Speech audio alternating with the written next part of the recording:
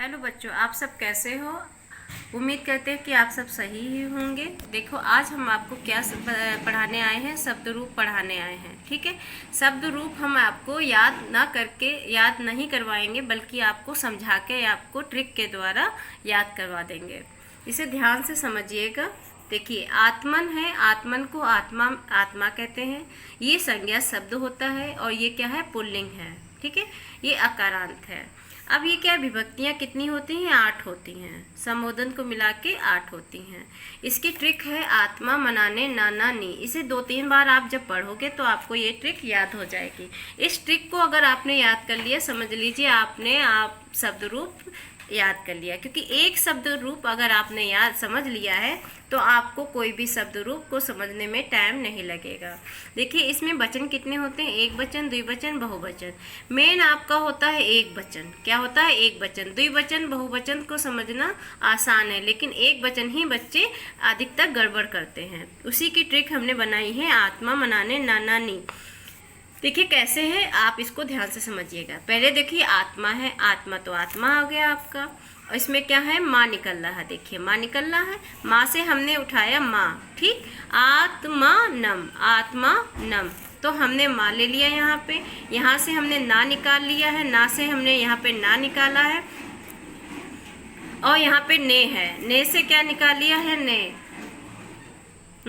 फिर है आत्मना, आत्मना, आत्मनी। और देखिए, यहाँ से ना किया है, यहाँ पे हमने नी ले लिया है। इस तरीके से हमने एक वचन को इस ट्रिक में हमने रख दिया है। ठीक है, अब तो आप समझ गए होंगे। इसमें क्या है, आत्मानम। अगर आपको एग्जाम में पेपरों में पूछा जाता है आत्मानम, तो आप फटाफट बता देंगे कि ये कौन सा है, द्विवचन का है, एक वचन। ठीक है, द्वितीय विभक्ति का एक वचन हो गया। ने आया तो आप समझ जाएंगे कि क्या है, चतुर्थी विभक्ति का एक वचन है। ठीक है, इस तरीके से हमने इसको समझ लिया। अब इधर आ जाइए द्विवचन में। द्विवचन तो बहुत ही इजी है, इसे रटने की जरूरत ही नहीं। देखिए, इसमें क्या है, आत्मनो, आत्मनो यानी आत्मानो 2 बार आएगा। किसकी मात्रा निकलेगी, आव की रहेगी। फिर क्या आएगा आपका, 3। ये देखिए, भयाम भयाम 3 बार आपका।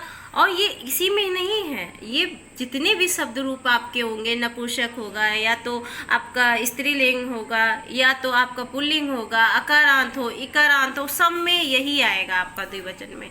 इसमें देखिए नो आ रहा है, इसमें क्या है, ओ की मात्रा है और आपका विसर्ग आएगा। इस तरीके से देखो, हमने द्विवचन तैयार कर लिया है। अब इसे कहीं रटने की जरूरत पड़ी, बिल्कुल नहीं पड़ी है। अब बहुवचन देखिए आप, इसमें क्या निकल रहा है, आत्मान, आत्मान। ठीक है, इसमें क्या है, आत्मान, और इसमें भी आत्मान, यानी कि ये 2 बार शब्द आया है। ठीक है, अब भी देखिए आया है, आत्मा, आत्मा भी, तो आपका भी इसमें आएगा। इसमें क्या है, भया भया 2 बार आएगा।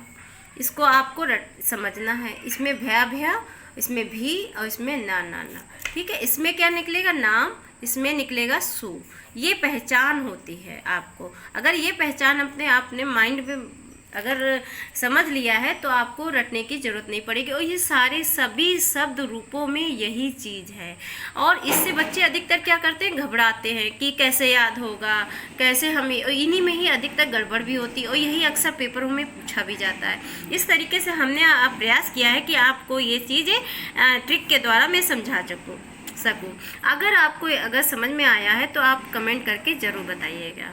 धन्यवाद।